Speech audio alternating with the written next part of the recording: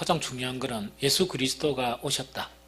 그 다음에 이제 오늘은 세례 요한이 예수 그리스도의 오심을 이렇게 전파하고 준비를 했다 하는 그 이야기고, 이어서 이제 제자를 이렇게 세우는 그런 과정이에요.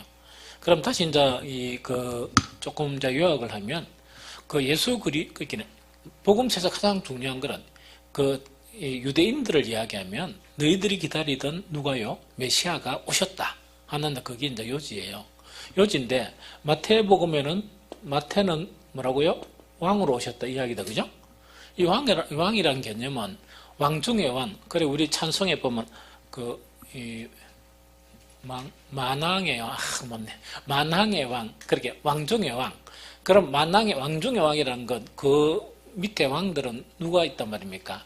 다윗도 포함되어 있다는 그 이야기죠. 그 다음에 신 중에 신이신 그리스도다. 그분이 예수시다 하는 그 지금 이야기한다고요. 그런데 이 마가복음은 뭐라 그랬습니까?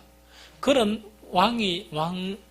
정말 왕 중의 왕이고 신 중의 신이신 그분이 바로 무엇으로서, 어떤 모습으로? 이 종의 모습으로 오셨다. 이 종의 모습이란 건 중요한 게 뭐냐? 피조물인 우리를 구원하시기 위해서 왕 중의 왕이시고 신 중의 신이신 그분이 십자가에 달리셨다는 그 내용 자체를 이제 이야기한다, 그죠?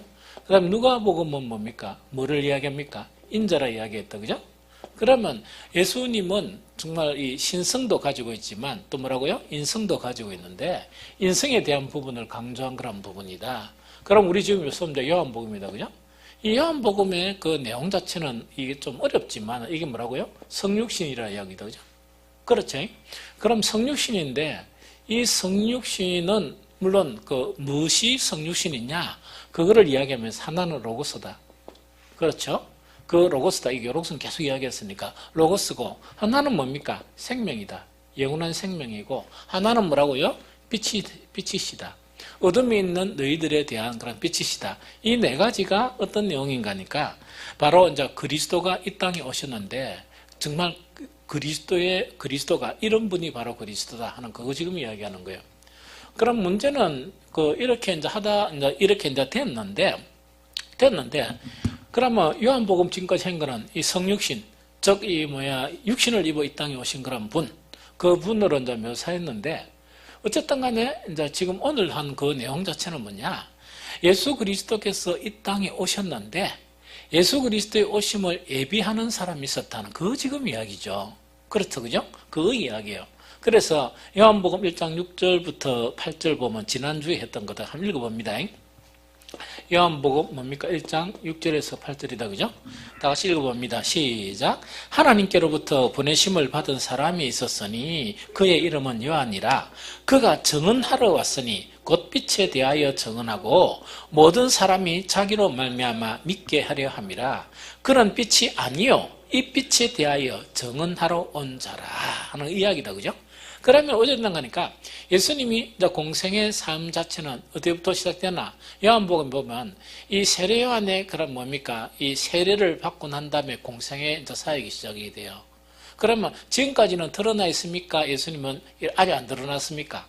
안 드러났고 이제 세례 요한이 이제 드러난 상태예요. 좀 이해가 되죠? 시점이 이제 그런 시점이에요. 그럼 이런 시점인데, 문제는 뭐냐니까 이 세례 요한이 있다, 그죠?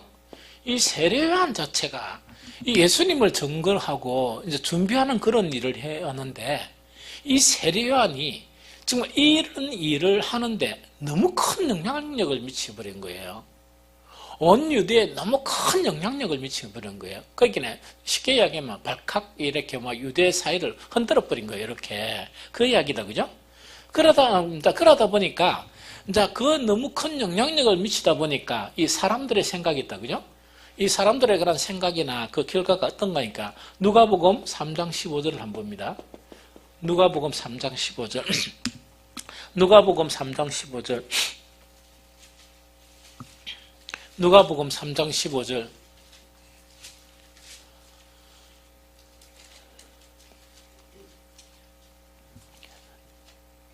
다 같이 읽어봅니다. 시작.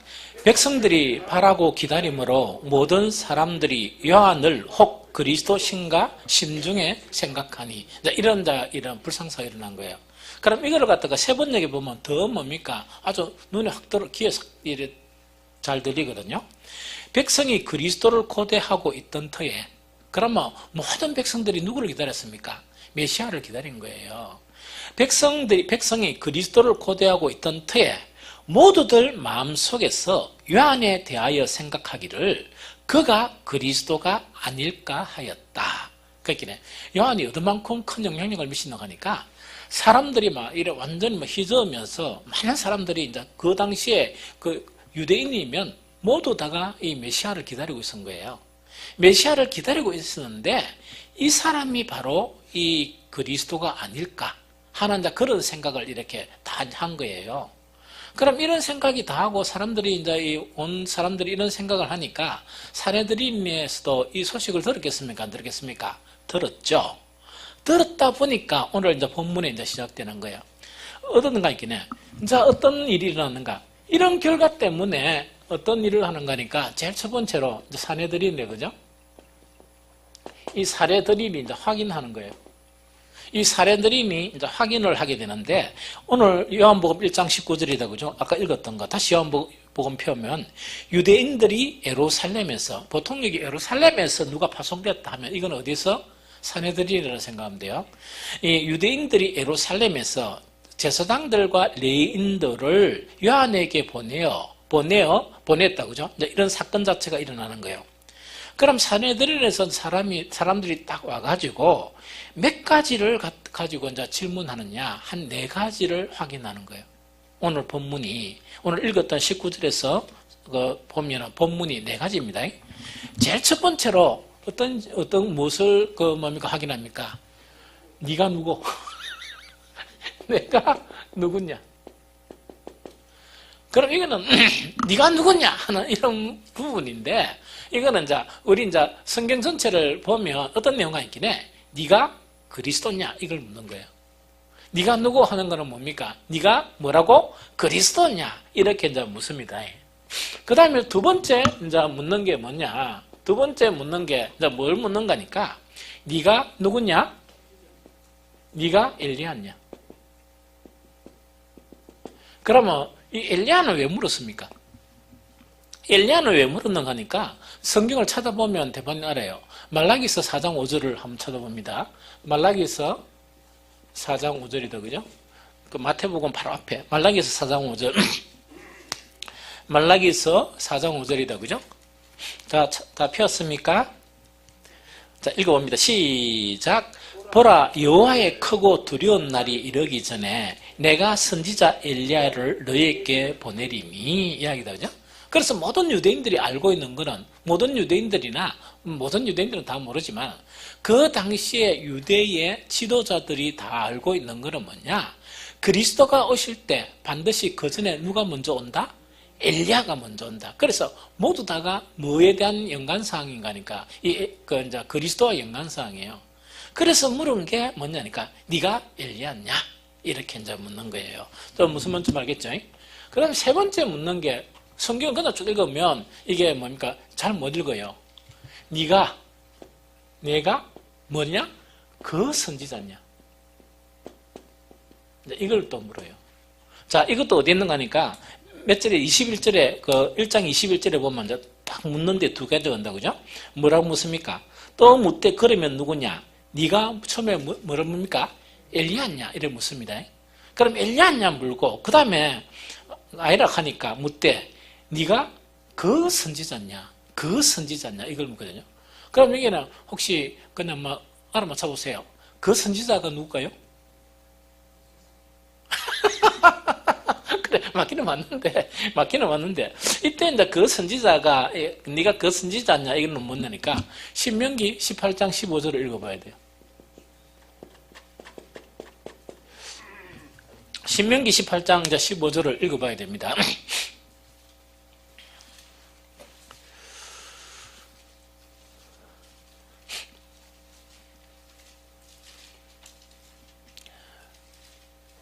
신명기 18장 15절 다 찾았습니까? 읽어봅니다. 시작. 내 하나님 여호와께서 너희 가운데 내 형제 중에서 너를 위하여 나와 같은 선지자 하나를 일으키리니 너희는 그의 말을 들을지니라. 멋지죠? 한번 읽어볼까요? 내 하나님 여호와께서 너희 가운데 내 형제 중에서 너를 위하여 나와 같은 선지자 하나를 일으키리니 너희는 그의 말을 들을지니라 하는 이야기다. 그죠? 그럼 요거는 누구를 이야기합니까? 모세가 이제 그 백성들에게 이야기하는 거예요. 이제 어떤 때가 오면 하나님께서 누구와 같은 나와 같은 선지자를 보낸다는 그 이야기예요. 그래서 여기서 그 선지자라는 것은 모세가 말한 그 선지자 하는 그 이야기입니다. 그럼 이거를 갖다가 유대인들은 누구를 이야기한다? 메시아다 이렇게 이제 생각하는 거예요. 이게 무슨 말겠죠? 그래서 그 선지자냐 이렇게 묻는 거예요. 그럼 또 아니다 이라거든요. 아니다 이러니까 네 번째 이제 또 질문을 합니다. 네 번째 이제 질문을 하는데 그러면 그리스도도 아니고 네가 엘리야도 아니고 그 선지자도 아니면 왜 세례 주노? 왜 세례 주는가? 이거 지금 질문하는 거예요. 그렇죠? 네가 이것도 아니고 저것도 아니면 네가 왜 세례를 주느냐? 이걸 이제 묻는 거예요. 이게 무슨 말이겠습니까? 그러면 왜 세례를 주느냐 하는 부분에서는 뭐냐? 두 가지 문제가 있어요. 이 두 가지 문제가 있습니다. 제일 첫 번째로 문제는 뭐냐니까 이 당시에 유대인들이 세례를 주는 것은 누구한테만 준다? 이방인에게만 줘요. 이때 이방인들이 뭐 할 때? 개종할 때. 즉 유대교로 개종할 때 개종하다 보면 이 당시에 유대인들은 뭡니까? 자기들은 어떤 사람이었습니까? 깨끗한 사람이었죠. 자기들은 깨끗한 사람이었고 이방인들은 뭡니까? 더럽다기보다 뭐라고 생각하기는 좀 이런 표현하면 안 되지만 이제 개로 생각한 거예요. 그 사람이 아니고 개와 같다 이렇게 생각한 거예요. 그런데 이 사람들이 이제 이방인들이 참 개종을 많이 했어요. 예수님 오기 이전부터 뭡니까? 근데 저번에 이야기했죠. 왜 이방 나라에 참 신기해요. 갈대아 우르에 있던 그 아브라함을 어디로 옵니까? 이 가나안으로 데리고 와요. 이 가나안으로 데리고 오면서 또 애굽의 종로로 됐다가 또 어디로 데리고 옵니까? 가나안으로 데리고 오죠. 데리고 오면서 여기서 뭡니까? 이 바벨론 이 포로로 잡혀가면서 많은 사람들이 흩어져요. 이 침략을 받으면서. 그런데 이 사람들은 가는 곳마다 뭘 만듭니까? 회당을 만들어요. 회당을 만들면서 유대교 자체를 이래 했는데 그 당시에 이제 이방 사람들이 뭐냐니까 유대교에 이렇게 개종한 사람들이 되게 많았어요. 그러다 보니까 나중에 그 핵심에 이제 누가 오셨다고? 예수 그리스도가 오시면서 복음이 정말 전파되도록 미리 다 이렇게 짜놓은 거예요, 각본을. 참 신기하죠. 그렇게 이제 짜진 거다. 그래서 어쨌든 간에 이제 이방인들이 그 당시에도 이방인들이 계속 뭡니까? 개종을 했었죠. 개종할 때 구약에서는 어떻게 했습니까? 할례를 이렇게 하죠. 그럼 이 당시에는 뭐냐니까 그 이방인들이 왔으니까 더럽습니까? 안 더럽습니까? 더럽죠. 그렇게 더러우니까 그 죄를 씻기는 뭡니까? 세례를 베푸는 거예요. 그들의 죄 있다, 그죠? 이 죄를 이렇게 깨끗하게 하는 뭐를 베푼다? 이 세례를 베푸는 거예요. 그런데 여기서 뭡니까? 누가 왔습니까? 세례요한이 왔죠? 이방인들에게 세례를 베풀었습니까? 누구한테 베풀었습니까? 이거 보지 말고 우리 성경에 보면 이 세례요한이 누구한테 세례 베풀었어요? 유대인들한테 베풀었잖아. 그러다 보니까 유대인들 중에 누구까지 바리새인들까지 뭡니까? 세례 받으려고 이러 왔잖아요. 그래 딱 하니까 뭐라겠습니까? 야, 이놈 시새끼들아, 갑자기 독사 새끼들아, 막 이런 식으로 막 하는 거예요. 그러니까, 가만히 사내들이나 생각해 보니까, 이 완전히 뭔가를 깨뜨렸습니까? 안 깨뜨렸습니까? 깨뜨렸다, 왕창 깨뜨려버렸다, 그죠? 그러다 보니까, 네가 누구? 이래 묻고, 그럼 네가 그리스도냐? 안 그러면은, 그 엘리야냐? 이래 다 묻는 거예요. 그 선지자냐? 이래 물으면서, 아닙니다. 이러니까, 왜 세례를 주느냐? 이 이야기입니다. 그 세례도 이방인한테 주면 되겠지만 누구한테? 아무 죄도 없는 하나님의 서민인 저한테 세례를 주니까 이게 맞습니까? 안 맞습니까? 이게 완전 이건 안 되는 거야. 그래서 사람을 이제 파송을 내는 거야. 그러면은 여기서 이제 세례 요한이 그 유대인들에게 이 세례를 줬다는 거는 무슨 의미를 이야기합니까? 그 로마서 1장 2절 보면 이방인들도 죄인이고 유대인들도 죄인이고 로마서 3장에 모든 사람들이 죄인이다 이야기죠. 그거 지금 이야기. 거기에 대한 내용이에요. 이 좀 알겠죠? 그러고 난 다음에 두 번째 이유는 어떤 이유인가니까 이 당시에 유대인들이 있다, 그죠? 유대인들, 즉 이방인들이 뭡니까? 개종할 때 세례를 베푸기도 하지만 유대인들이 가지고 있는 이 뭡니까? 세례에 있다, 그죠? 이 세례 자체는 뭐하고 연관되어 있는 거니까 메시아가 오실 때 연관지어서 그 세례하고 연관을 지었는 거예요. 그러다 보니까 이 세례를 누구한테 베풉니까? 이방인에게 세례를 주는 게 아니고 누구에게? 유대인들에게 세례를 주니까 네가 누구냐? 이거는 그리스도냐? 안 그러면 그리스도와 연관된 엘리야냐? 안 그러면 모세가 말한 그 선지자냐? 이걸 지금 질문하는 거예요. 그럼 아니다 하니까 아닌게 왜 세례를 주느냐? 누구에게? 유대인한테. 그러면 그 당시에 이제 유대인들이 가지고 있었던 것은 뭐냐? 그리스도가 오시면은 정결하게 하는 일이 일어난다는 그거 지금 이야기하는 거예요. 성경 곳곳에 있어요. 한 곳만 보면 에스겔서 36장 25절.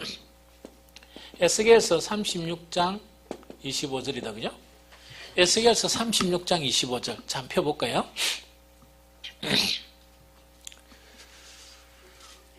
에스겔서 36장 25절.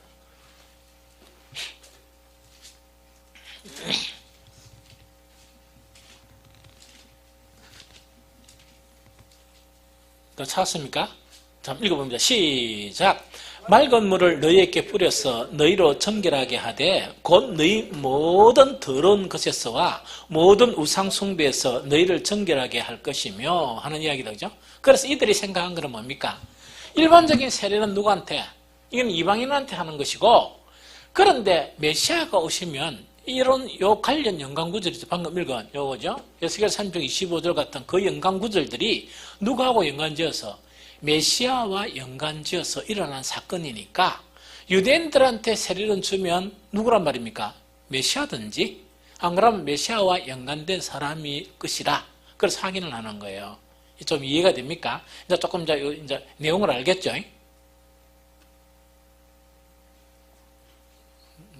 알겠다, 그죠? 그러니까 재밌죠? 그냥 읽어보니까 막 그냥 읽어지는데 딱 보니까 하나하나 이런 의미가 있는 거예요. 그러면 여기서 이제 더 이상, 이제 어떻게 하는가? 어떻게 한단 말입니까? 이제 세례 요한이 이제 답변을 합니다. 그 세례 요한이 이제 답변한다고요? 그러면 이제 두 번째로 뭐냐? 질문을 했으니까 이 세례 이제 요한이 뭡니까? 답변을 하는 거예요. 이 답변을 합니다. 답변을 딱 하는데 제일 첫 번째 답변 자체는 어떤 답변입니까? 나는 그리스도다, 그리스도가 아니다. 나는 그리스도가 아니다. 이 아주 중요한 내용입니다. 나는 그리스도가 아니다. 오늘 이제 본문에 보면 요한복음 1장 20절에 보니까 요한이 드러내어 말하고 숨기지 아니하니 드러내어 하는 말이 뭐라고요? 나는 그리스도가 아니라 한데 완강한 부인이에요. 딱 이렇게 이 공포를 하는 거예요. 나는 그리스도가 아니라 아무리 영향력을 미치고 사람들이 막 이 그리스도가 아니냐 이렇게 해도 나는 분명히 그리스도가 아니다 하는 그 내용이다, 그죠? 그럼 이거를 갖다가 뭘 하는 거니까 이때 세례 요한은 많은 영향력을 미쳤거든요. 많은 영향력을 미치게 되면 믿음의 진정성이 사라져 버려요. 사실은 이걸 우리가 주의해야 돼요. 그런데 그 믿음의 진정성이 사라지는 비중이 어느 되느냐에 따라서 완전히 이제 돌이킬 수 없는 이제 사람이 되는 거예요. 그러면은 우리 많은 그런 이단들의 문제가 어떤 문제입니까? 이게 능력이 나타나고 얼마만큼 영향력을 이렇게 끼치니까 그들이 끼친 영향력은 세례 요한의 반도는 따라가요. 조금만 끼치다 보면 왜 됩니까? 자기들의 그런 모든 그 사람들이 세례 요한도 그리스도를 증거하고 그리스도의 영광을 이렇게 높이는 그 일을 해야 되잖아요. 하는데 뭐냐? 자기가 그리스도인 것처럼 이래 버리는 거예요. 근데 드러내놓고 그리스도를 하면 뭡니까? 이 사이비들이 있다, 그죠? 이게 창시자가 돼버리는 거야. 그래서 우리나라에도 뭐냐니까, 많은 은혜를 받고, 또 많은 그렇게 능력을 행했지만, 세례요한 정도는 아니지. 이러다 보니까 사람이 운집하고 모이다 보니까 뭐냐니까, 공원 자체가 뭐냐니까, 내가 뭐 그리스도다, 두 감람나무, 이게 내를 이야기하는 뭐 이런 식으로 막 이제 자기를 그리스도화 시켜버리는 거예요. 이게 무슨 말겠죠? 그래서 이거는 뭐냐니까, 정도의 차이예요. 그러니까 그 정도, 그 능력이 그 정도가 안 되면은 뭐 그런 걸 나타내고자 하는 건 있지만은 내가 뭐 좀 뭐 한다고 아무도 안 오니까. 와야 되는데. 그렇습니다. 이걸 조심해야 된다는 이야기입니다. 그래서 우리가 해야 될 일은 뭐라고? 그리스도를 높이고 그리스도를 증거하고 하는 그런 일이 우리가 해야 될 일이다 하는 그 이야기다. 그죠? 그 다음에 이제 두 번째 뭐냐니까, 자, 아까 네가 누구냐? 이래 물었다. 그죠?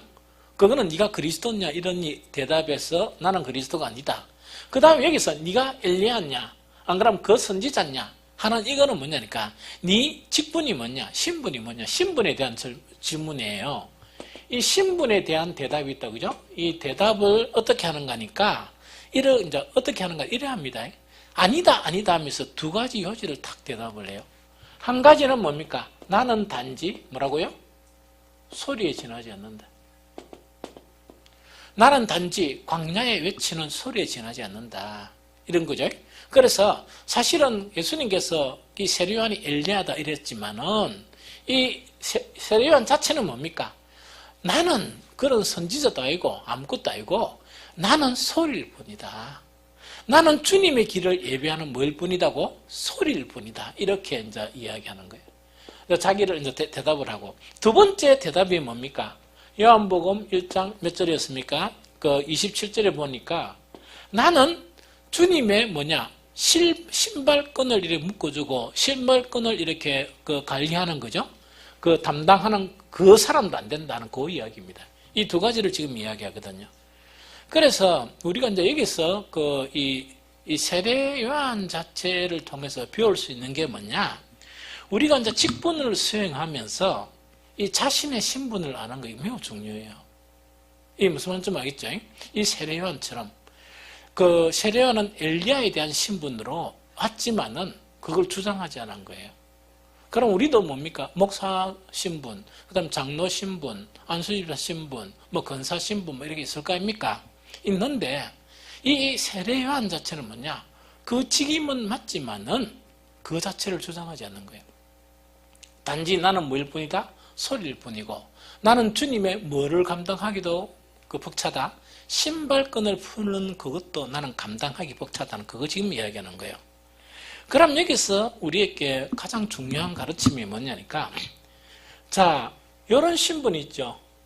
정말 자기 비하가 뭐 이상하게 막 비참하게 자기를 해서 그런 건 아닙니다.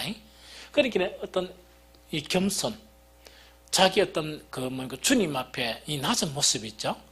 이런 모습 자체는 어떤 유익이 있는가 하니까 많은 유익이 있어요.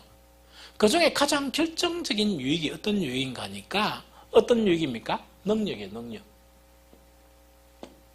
자, 이건 아까도 이야기했지만 우리가 하나님의 은혜를 받을 때 어떤 능력을 받게 돼요.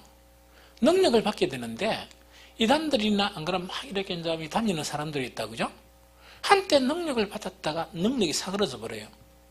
사그러져 버리니까 그런 일을 계속 해야 되는데 하락하니까 낸주 사기성이 이제 내포되는 거예요. 무슨 말인지 좀 알겠죠? 처음에는 맞았어요. 처음에는 맞았는데 낸주 어느 순간에 능력이 빠져나가 버린 거예요. 이렇게 능력이 빠져나가다 보니까 그래 사람들이 모이면서 옛날에 그 능력 그걸 갖다가 이렇게 계속 기대하고 올까 합니까? 기대하고 오는데 하니까 한순간에 안 되는 거야. 안 되다 보니까 각본 형태에 있다, 그죠? 이런 형태로 이제 막 집회가 되고 막 이런 경우가 너무 많았어요.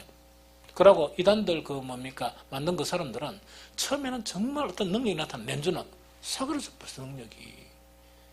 그거는 왜냐니까 자신에 대한 이런 관점, 세례 요한처럼 이런 거죠. 나는 단지 소리일 뿐이고 나는 주님의 신발끈 풀기도 감당하지 못한다 하는 이것에서 이제 탈피를 해버리는 거예요. 이 무슨 말이겠죠? 이것에서 탈피를 하다 보니까 탈피를 하는 만큼 뭐냐? 서로 이게 이 능력이 없어져 버린 거라 그 이야기합니다. 그러면 관련 성경에 보면 이런 부분이 있어요. 고린도 후서 4장 7절이다. 그죠? 고린도서 4장 7절. 4장 7절 쳐다봅니다. 고린도 4장 7절.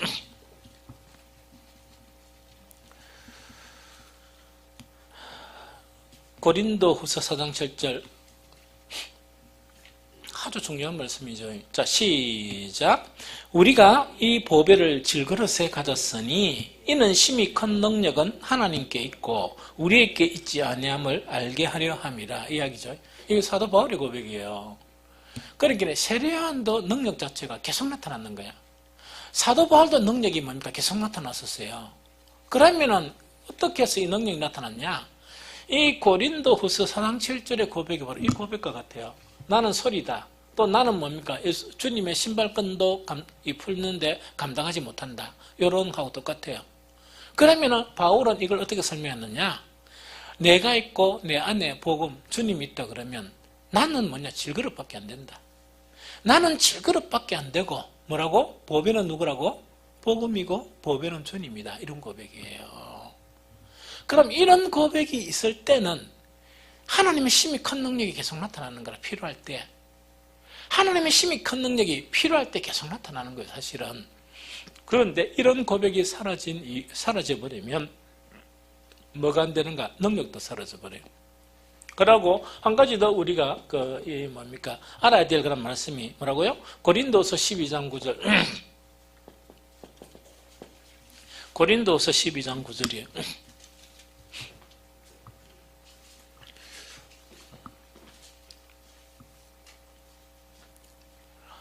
자, 읽어봅니다. 시작.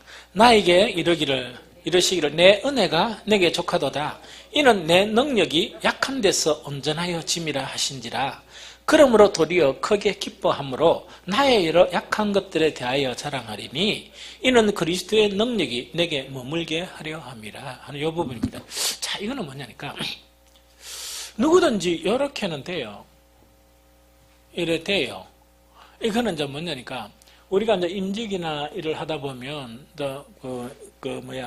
임직 받을 때 이 겸손한 마음으로 있다가 눈물을 막 흘리면서 막 이래 이제 이 고백을 합니다. 고백하는데 이 유사한 고백을 해요. 이 질그릇 같은 나에게 이런 은혜를 주신 하나님께 내가 목숨을 바치겠습니다. 이런 거 했던 거죠. 청성하게 다 한단 말이야. 근데 이제 시간이 지나면 계속 그래 소리만 돼야 되고 신발끈 풀기도 감당하지 말아야 되는데 낸주는 뭡니까? 신발끈을 한 10개 풀다 보니까 11개째 딱 푸니까 내가 이런 일을 해야 되나?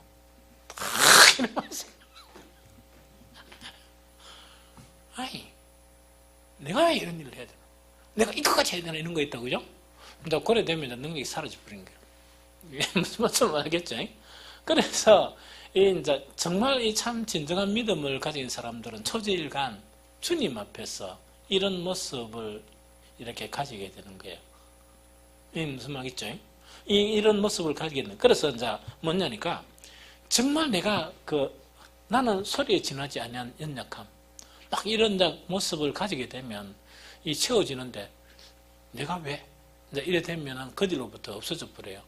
그래서 이 세례요한의 능력은 뭐냐니까 바로 이런 고백이 한순간의 고백이 아니고 그의 온 인생을 통해서 또 많은 주님께 쓰임을 받았던 능력 있게 쓰임을 받았던 많은 그런 분들은 뭐냐 이런 고백 자체가 뭐라고요? 한순간 일회성이 아니고 정말 어떤 놀라운 일들을 한다 손치더라도 그 고백은 내가 그대로 있는 거예요. 그리고 다윗도 보면요 너무 신기해요. 왕이 되었는데도 완전히 이제 그런 게 있어요. 이제 성경을 읽어보면 아주 놀랍죠. 아주 놀랍죠. 물론 한 번씩 실수도 하죠. 하긴 하지만은 그런 것 자체가 있었다는 그 부분을 우리가 안다는 이야기죠. 그 다음 이제 세 번째 우리가 이제 뭘 봐야 되는 거니까 세례에 대한 그런 정언이에요. 이제 요한이 뭐랍니까? 이제 세례에 대해서 이야기합니다. 그러면 네가 왜 세례 주노? 자기도 없는 것이. 이런 이야기거든요. 참 요한이 대단한 말을 했어요. 나는 대답하되 나는 뭐라고요? 물로 세례를 베풀거니와 너희 가운데 너희가 알지 못하는 한 사람이 있었으니 그는 무엇으로? 성령으로, 그죠? 성령으로 세례를 베푼다는 그 지금 이야기예요. 그러면 아주 이건 대단한 이야기예요. 그러면 우리가 어떤 직임을 감당하잖아요. 주님 앞에서. 늘 이 관점이 있어야 돼요. 내가 아무리 경력이 쌓이고 많은 경험이 있고 또 많은 그런 성공을 했다 손치더라도 내 한계를 아는 거예요. 한계. 요한에게 딱 이렇게 네가 왜 세례를 주노? 이러니까 나는 고작 물로 세례 베푸는 것밖에 의미가 없다. 그 이야기를. 나는 고작 물로 세례를 베푼다는 건 뭡니까? 그리스도가 오시는데 정결케 하는, 회개하게 하는 그 세례를 베푸는 것뿐이고, 진짜 사람을 거듭나게 하고 진짜 세례 자체는 누가 주신다? 그리스도께서 하신다는 그 이야기입니다. 이게 아주 대단하거든요. 그래서 사도 바울도 이와 비슷한 고백을 하는데 그게 고린도서 2장 4절 5절입니다. 내 말과 내 전도함이 설득력 있는 지혜의 말로 하지 아니하고 다만 성령의 나타나심과 능력으로 하여 너희의 믿음이 사람의 지혜에 있지 아니하고 다만 하나님의 능력에 있게 하였노라. 자, 봅니다. 요거 봅니다. 이 세례 요한은 세례를 베풀어요. 베푸는데 관점이 아주 분명해요. 많은 사람들이 막 이렇게 그 세례에 대해서 의미를 부여하고 이래도요, 관점이 분명한 거예요. 뭐란 말입니까? 자기의 세례, 요한의 세례, 자신의 세례는 뭡니까? 물 세례밖에 안 된다. 즉 뭐냐니까 회개하게 하고 그거밖에 안 된다. 결정적인 역할을 하는 성령 세례. 성령 세례는 누구만이 하신다? 주님만이 하신다. 요 이야기. 그럼 이거를 갖다가 우리가 주님 앞에 드리는 전도나 모든 거 있죠. 그런 것에 이제 이렇게 다 적용을 해야 돼요. 내가 이런 일을 하고 또 어떻게 이런 일을 하고 얼만큼 열심히 한다 손치더라도 나는 물세례밖에 해당이 안 되고 누가 일하신다? 성령과 하나님이 이 놀라운 일을 일으키신다. 이렇게 이제 여러 관점을 늘 가져야 돼요. 이 관점이 가졌어야 기도가 되고 이 관점이 가졌어야 자기가 하는 일에 대해서 큰 자랑이 없는 거라. 왜냐니까 준비 작업하는 거니까. 하나님이 일하시는데 나는 그 일에 준비 작업하는 형태다 하는 그 이야기요. 진짜 결정적인 일을 하시는 분은 누구시라고요? 하나님이시다. 주님이시다. 그거 지금 이야기라. 그래서 바울 자체도 아주 놀라운 거는 뭐냐니까 바울이 뭐 합니까?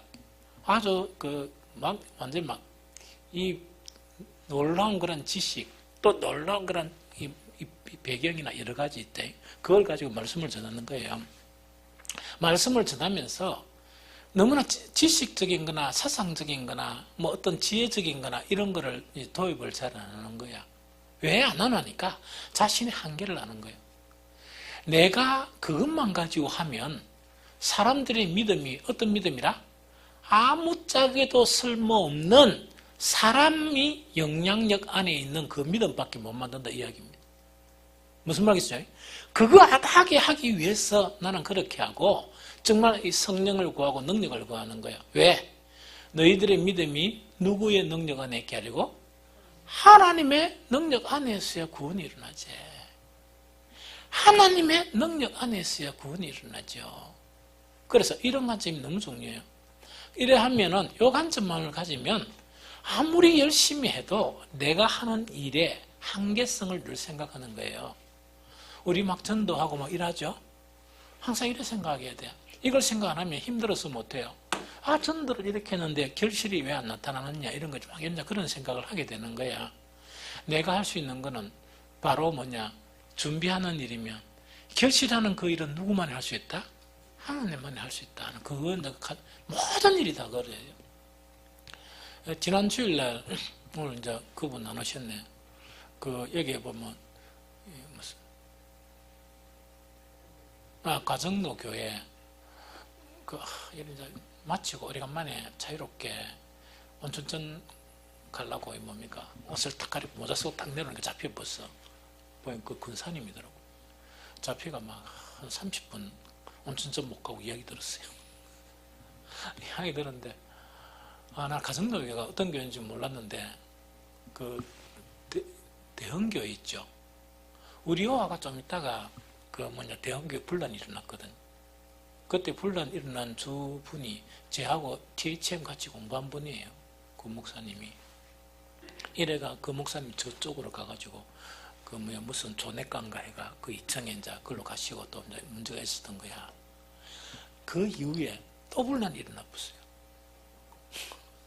또 분란이 일어나가지고, 아마 그 덕이 안 돼서 이야기를 못 하겠고, 이 분란이 일어났는데, 이제 부임한 목사하고 장난 일어났는데, 나오면서 100몇 명이 따라온 거예요. 그래서 가정노교회 2층, 3층을 세운 거야. 그런데, 이제 그게 좀 한계가 있는가 봐. 100몇십 명이 나왔다가 차츰 줄어들이고, 남은 인원이 한 70명, 이래가 또 계속 나가는 판이네. 그러니까 이 권사님하고 자기 남편은 은퇴 안수 집사고, 이 권사님은 70이고, 이러다 보니까 뭐라 하는 거니까, 우리는 젊은 사람처럼 멀리 못 가겠고, 이 동네에 30몇 년 살았는데, 가까이 있는 교회 가려고 온대. 그래서 찍은 게 어떤 교회냐? 그래서 어떤 간에 그 교회하고 우리 삐까소 온교회라. 삐까소 온교회인데, 그래서 막 이야기를 하더라고. 그 하시고서 내가 이야기를 듣고, 이제 뭐라 하는 거니까, 뭘 질문하는 거니까, 우리 저게 팻말에 보면 새벽 기도가 있다, 아닙니까? 이제 내가 안 가려 그러면 내일 아침부터 새벽 기도를 가야 되는데, 이야기를 해서, 우리 새벽 기도 없습니다. 없거든요. 그 내가 이야기를 다 했어요. 없고, 그래서 막 결정을 했다니, 그런데 한번 다시 생각하고, 또 두 분이 또 직분을 받았으니까, 되도록 그 교회 있고, 그리고 옮기려고 하면 할 수 없지만, 근데 우리는 거기는 우리 교회의 단점은 지금 권사님한테는 새벽 기도가 없는 거예요. 그래서 새벽에 오시면 기도 그걸 안 하고 새벽 기도가 없는 거예요. 이러면서 저는 기도는 하고 있다. 이라고 이제 보냈습니다. 그런데 요 책 근래에 두 분이 와서 새벽 기도를 문의를 했었어요. 그런데 이런 생각은 있어요. 우리 인원이 가까이 좀 많아진다는 거는 우리가 정말 이제 새벽 기도에도 좀 많은 인원이 참석하면 목사가 원하는 거는 새벽 예배를 드리는 거예요. 저녁 기도에는 어떠하든 간에 그걸 하고 싶어요. 사실은. 그런데 한 사람 잡고 두 사람 잡기 위해서 저녁 기도하는 거를 새벽 기도로 바꾸고 싶지는 않아요. 이해가 됩니까? 그래서 그걸 이제 보낸 거예요. 왜냐니까 우리는 우리 나름대로 이렇게 최선을 다해서 하면 되고, 하면 이제 하나님이 하시는 거면요. 그래서 내가 보내면서 저도 생각하는 게 이렇게 하나님 보내시면 오시는 거고, 안 그러면 시내가 맑은 교회 있다입니까? 예? 시내가 그게 교회 이름은 좀 간단해야 돼요. 삐까소금이라든지. 너무 길어가지고 못 해야겠네. 그 다음 안기도 못하는데 자꾸. 그래서 제가 이제 그래 생각하고 이제 이랬었거든요. 그래서 제가 어떤 간에 이제 항상 우리가 무슨 일을 하든지 간에 자꾸 또 사람의 생각에 의해서 막 이렇게 결실을 가지려고 그러면 결실이 한두 번 가지는 것 같죠? 내주는 이 딜레마에 빠져요. 그래서 하나님께 맡기는 우리의 역할은 요거다 하는 거 있죠? 또 우리는 이런 상황이다 하는 것을 담대하게 갖고 이렇게 막 해야 돼요. 그래서 복음 전할 때 과장하면 안 돼. 우리 교회 오세요. 이런 것도 해드리고 하지 마세요. 현상만 이야기하라고. 현상만 탁 이야기하고 있답니까? 우리 수요교회는 수요예배는 강대상이 아니고 그냥 하이트보드 이렇게 합니다. 이런 거이. 그게 하는 것만 그대로 하라고. 하다 보면 올 사람은 오고 갈 사람은 가고 하나님이 붙여주시면 안 연락해도 오게 돼 있고. 그게 그거 이야기라. 그게 무슨 말이겠죠? 그게 이제 요 부분이에요. 그래서 이 세례 요한에 대한 부분은 정말 우리가 배울 게 많아요. 너무 우리에게 교훈이 되는 것도 많고, 그 다음에 성경을 19절부터 그냥 아무런 생각 없이 읽으면 한 구절 한 구절이 뭔 내용인가 잘 모르지만 이렇게 풀어서 또 보면 조금 이제 보이죠.